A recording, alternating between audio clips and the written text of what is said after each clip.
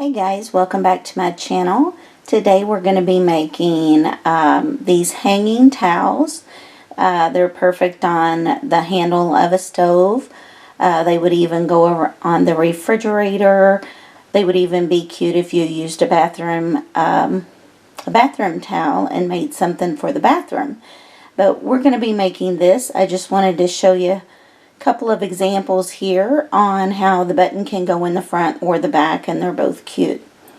So let's jump over here and we'll talk about another couple of ideas. A lot of different ways you can make these hanging towels. I want to show you what it actually started it for me was one that my mom had made me. She used to make these a lot and sell them at craft fairs, and as fast as she could make them, she was selling them.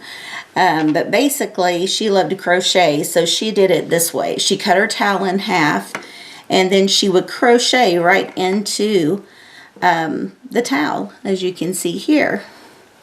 And she would just make a cute little design like this, and then put the button there. And of course, since it's crocheted, you can just pop the button right through. And this has been well loved, as you can see how faded it is. I still use this. Now basically, you can get your towels at the Dollar Tree. You can get them at a dollar store, Walmart, you name it.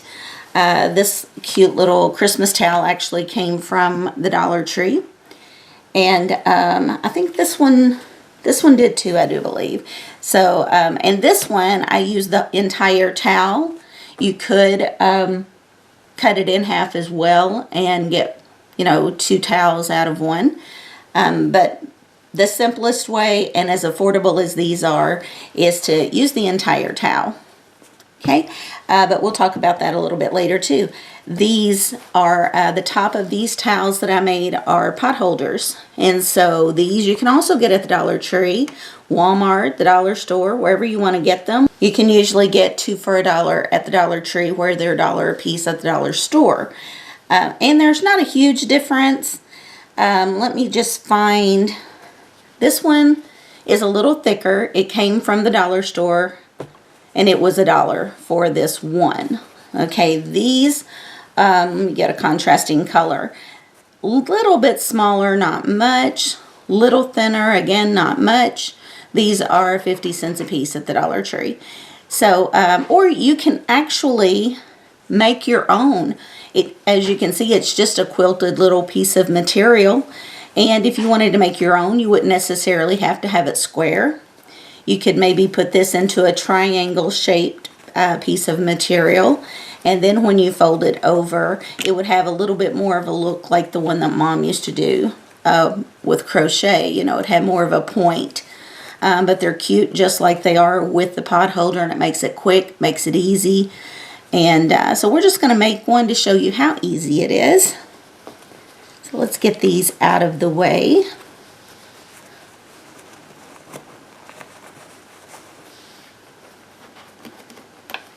They make nice gifts. They also make a nice craft project if you were teaching a child, or a younger child, I should say, maybe a preteen or teen, how to sew. This would be a nice beginning project for them. All right, and oh, something else I wanted to bring up. If you wanted to get a towel like this, for example, where it's a solid color with just a little bit of a decoration, these are nice if you want to customize it to your kitchen or whoever you may be making it for as a gift.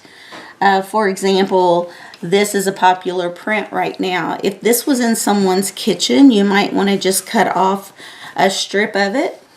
We'll just fold this to simulate a strip. And then you might want to sew a strip down at the bottom of your towel, and then take another piece of this and some batting and just sandwich them together. Quilt that and make the top out of material to match the band that you put at the bottom.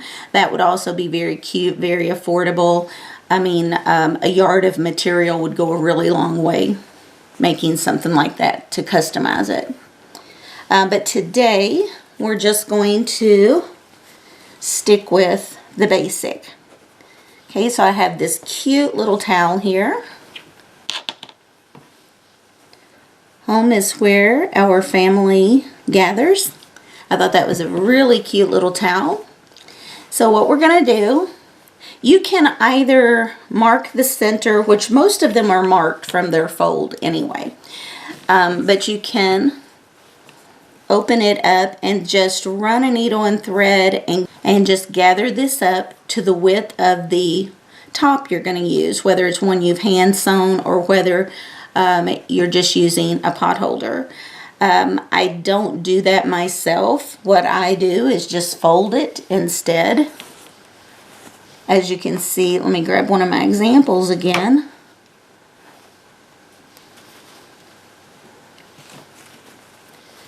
As you can see, it's just folded. Okay, and then let me unbutton it here, and you can see once you have the width right, you're going to lay your pot holder down and just sew straight across. Okay, then I hand stitch my button on. One thing about the buttons I did want to bring up, if you did not have a button big enough and didn't want to go out and get another pack of buttons or whatever, you could always take a needle and thread and stitch that just a little bit to make this loop fit whatever you have. You don't have to go out and buy anything special for this unless you just want to. So we'll lay that out of the way. Okay, and we're just going to fold this. You could also pleat it if you wanted to. Just keep you some pins on hand in case you wanted to pin some pleats in it instead of just doing a fold. Now this has writing on it, so I didn't really want that pleated or gathered. I wanted it to lay flat so I could read that. Now on this example again, with the leaves and the pine cones, you really could have gathered, you could have pleated, you could have done anything with this. It's a little more forgiving. But if it's the Merry Christmas one or this one, you sort of want that laying flat so that you can see it. Okay, and as we can see here, just on our folding, we have a little bit more space on this side than this one. So we're going to open it back up.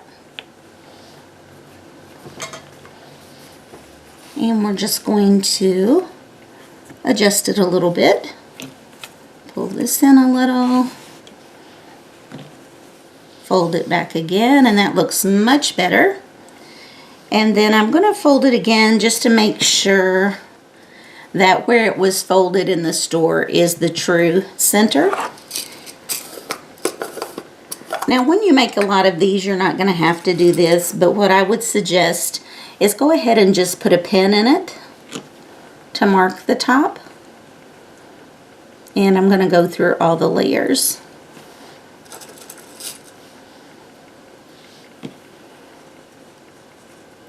And when you're using the entire towel, it's the same on the front and the back, so don't get too caught up into your front and your back, okay?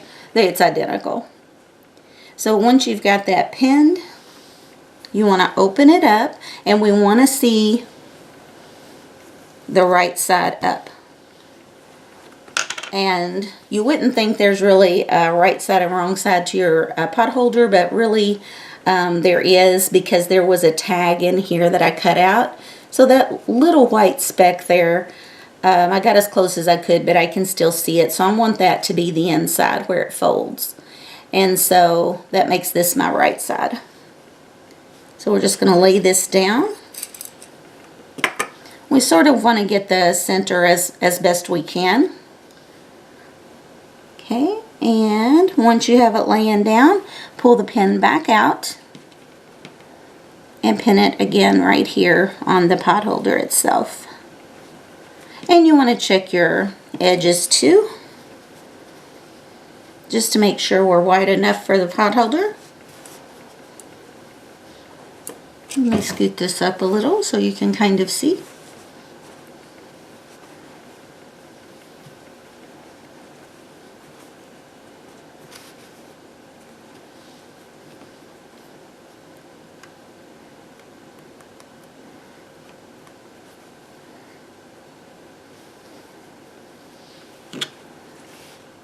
And as you can see, this side, the pot holder hangs over a little. It's really not enough to make a huge difference, but if you want, you just want to go back in and pull from the underside just a little.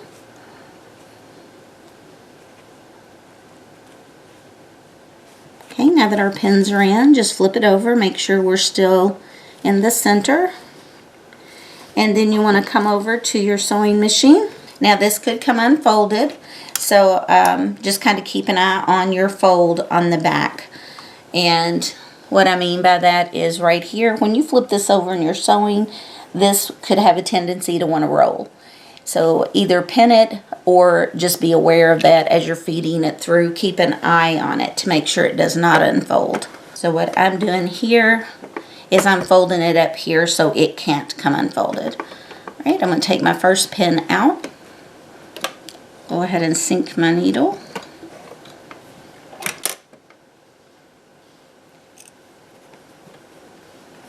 Okay, now if you want to mark it, you can mark it. I'm just going to eyeball it and see how it comes out.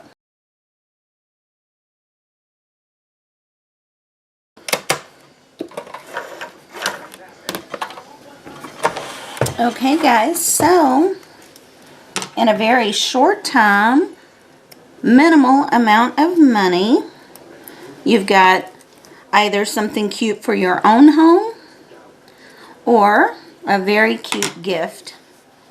Okay, and as you can see, we just sewed a straight line across there, straight line across the back, and again I folded mine, oops, get the thread off there. And again, I folded mine because I wanted you to be able to read that. Sometimes whenever you gather them or pleat them, you're going to lose that. If it had just been flowers or something, it would have been fine, but I like mine to be able to be seen. So again, you're just going to hand stitch your button on, and then whenever you're ready to hang it, you'll just pop that, you'll hang it over the stove handle. And then just pop the loop right over your button, and that'll hold it in place. Okay. And again, if one side looks better than the other, that's how you'll hang it. Alright guys, so I hope that this sparked a little creativity in you, and that you have a great week this week. Bye.